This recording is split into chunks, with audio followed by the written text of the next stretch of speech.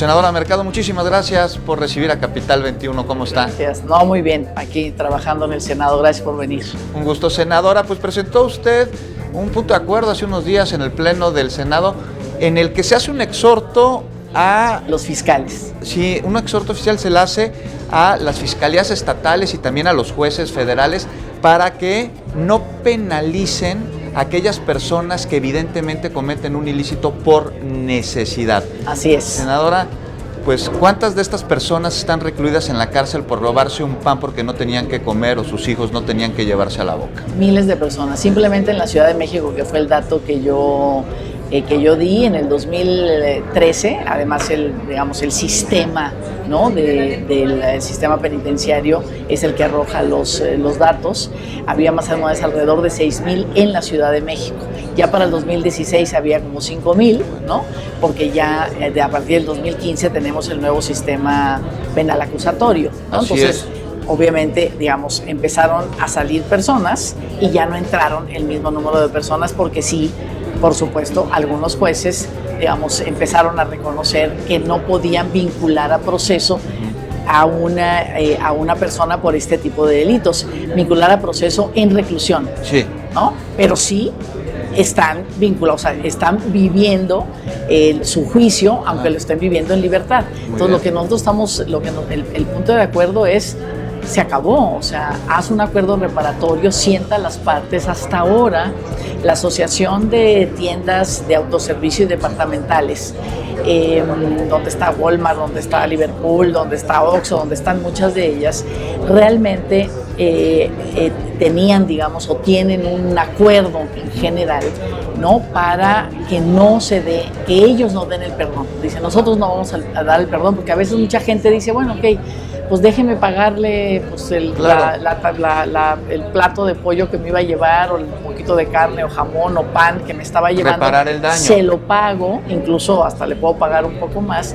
Y esta asociación decía, no me interesa, quiero que se vincule a proceso a esta persona por este tipo de robos. Entonces imagínate tener en la cárcel aproximadamente a 6,000 personas en el 2016, no sé, en este momento pueden ser más, seguramente son menos por el nuevo sistema, digamos, pero tenerlas en la cárcel viviendo un proceso de juicio dentro de prisión, cuando tenemos en el 2013 que había 6,000, teníamos 41,000 presos, cuando la Ciudad de México tiene entre sus 11 penales más o menos para cupo alrededor de 20,000 personas, o sea, estaban el doble de personas y muchas de ellas primo delincuentes, o sea, jamás habían robado, no lo hicieron con violencia y es claro, por eso tenemos el dato, es claro que es un robo por necesidad, o sea, es decir, que su necesidad individual o familiar del momento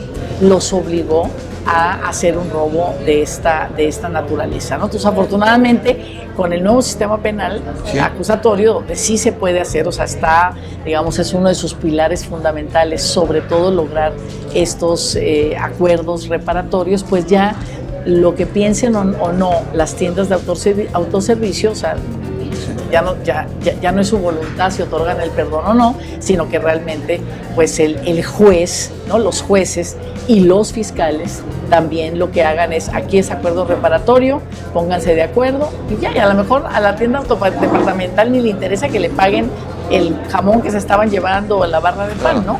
Pero finalmente, si quieren, se puede hacer ese acuerdo, pero que no los metan a la cárcel. Se busca, senadora, entonces que los jueces, más allá de buscar un acuerdo entre ambas partes, determinen que la pena del que robó por necesidad sea reparar el daño. Pero ¿qué sucede con estas personas que están yendo a las prisiones por haberse robado un pedazo de pan?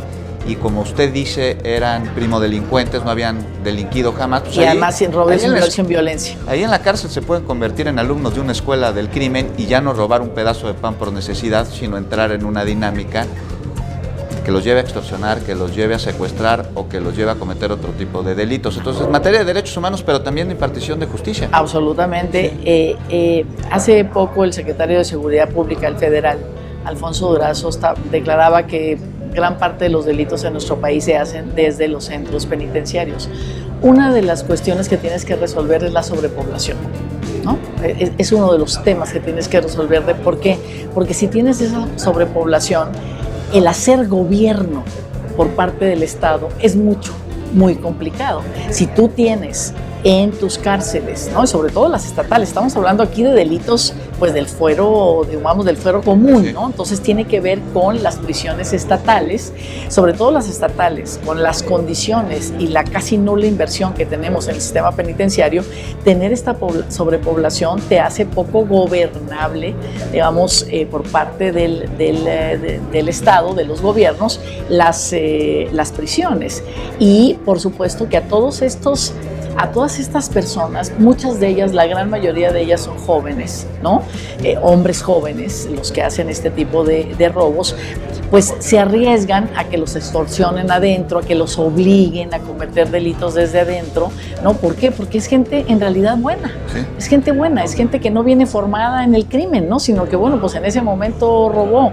Entonces, si nosotros sacamos a todos, aquí la idea es, sáquenlos. O sea, todos aquellos que están viviendo su proceso del viejo sistema, porque vienen del viejo sistema, que pueden tener 5 o 6 años ahí sin que se les dicte sentencia, porque a veces pues también sabemos que los abogados de oficio son muy poquitos y bueno, pues olvidan luego por atender los nuevos, pues van olvidando los otros casos que tienen ahí. Pues estaremos muy pendientes, senador. Muchas gracias, Muchas gracias por recibirnos. No, al contrario, gracias por estar aquí.